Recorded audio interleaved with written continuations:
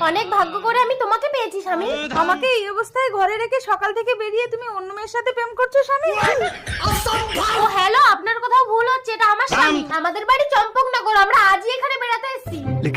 শরীরটা খারাপ লাগছে, আপনি জল খাবেন? এই নাটক করছো, ঘরে চলো।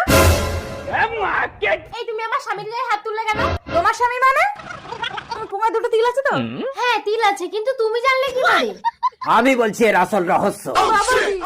স্বামী তোরা 100 বছর পেছনে চলে এসেছিস। 100 বছর পেছনে মানে? দাঁড়া, তোদের সব মনে পড়ে যাবে।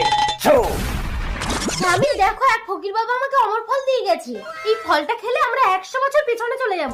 100 বছর বেশি বাঁচার লোভে তুমি বিধাতার সৃষ্টিকে উল্টে দিও না রূপা। এই কিচ্ছু হবে না, তুমি খাও তো।